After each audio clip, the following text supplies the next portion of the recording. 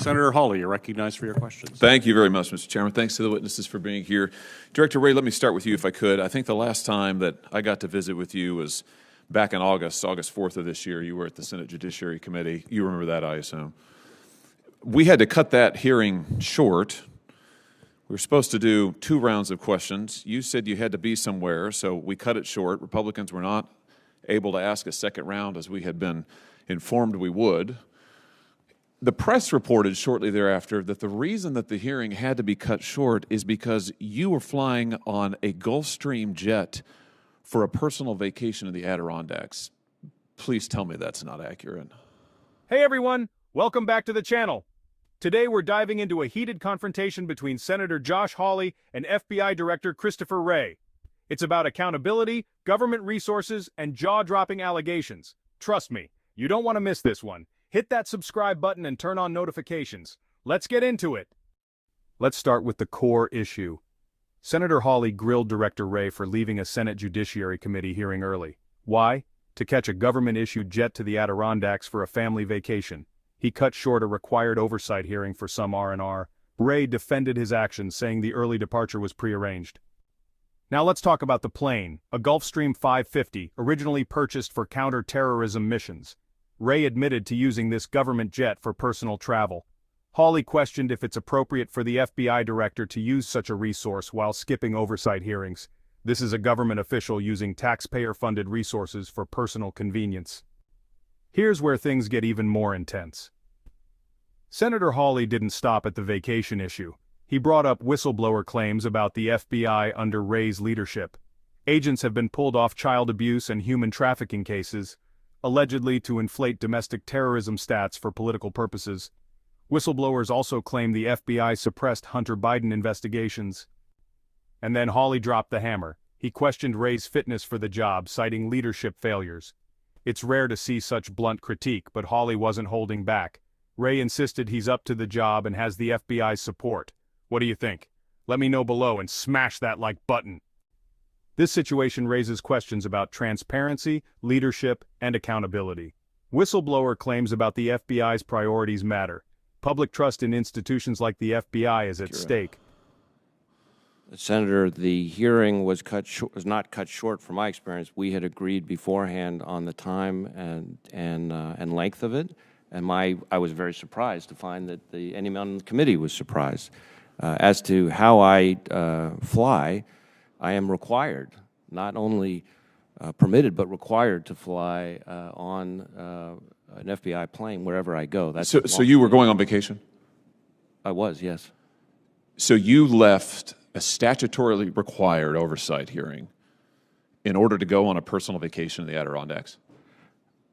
I took a flight to go visit my family, as had been previously arranged in conjunction with the leadership of the committee.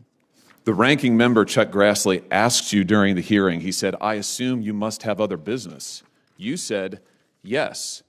He then said, if you have a business trip, you've got your own plane, can't it wait a while?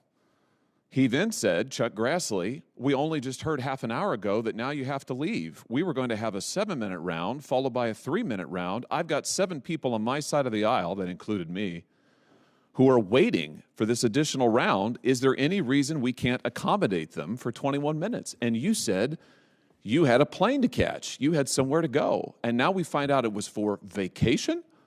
The reference to other business was not a reference to that day. It was a reference to the following week where Senator Grassley and I were going to see each other in Iowa when I had other business in Iowa, and I did, in fact, see him then. So wait, you had to leave the hearing early because you're going to see him later in Iowa in a week? No, I had to leave when I said I was going to have to leave, as had been previously organized with the leadership of the committee. You left an oversight hearing before the Senate Judiciary Committee required by statute so you could vacation with your family. I find that absolutely unbelievable and, frankly, indefensible. Now, is it your practice to use government planes? You say you do this all the time. You flew in a Gulfstream 550, I think, that was originally purchased for counterterrorism purposes. You were using it to go to, what is it, Saranac Lake? Is that how I say it? I've never been there. Is that the right pronunciation? Saranac Lake? That was your destination? Yes. So, did you enjoy the flight? I mean, did you pay for it? Yes, I paid for it. Will you turn over all receipts and reimbursement to this committee? Senator, we will be happy to comply with oversight requests related to the use of the plane, as I said, and it's important for people to understand. Why don't you just give me a yes? Will you turn over the receipts I for will your turn over the flight information this related to my committee? use of the plane. The use of the plane, I am required, not just permitted, required, even for personal travel, to use the FBI plane. How convenient for you. And I pay every single time that I use the plane for personal use. I'm glad it's I pay available for for it. you to jet away from your statutorily required hearings and oversight before this Congress, where you denied the ability of members of Congress to ask you questions because you had to go on a personal vacation using a government plane. Let's just look at some of the things while you've been vacationing that your FBI has been doing. According to numerous whistleblowers who have come forward to members of this body, to members of the House, the FBI has been sending more than, in one instance, a dozen armed agents to a rural Pennsylvania home of a Catholic pro-life demonstrator to arrest him at gunpoint in front of his children in early morning hours, despite the fact that he posed no risk of violence or threat and had previously offered to turn himself in. Numerous whistleblowers, field agents, have alleged that D.C., your headquarters, has pulled them off working on child sex abuse cases, working on human trafficking cases, in order to work on January 6th matters for this reason, to give the appearance, they say, that there are hundreds of new domestic terrorism cases in the country, when in fact there are not.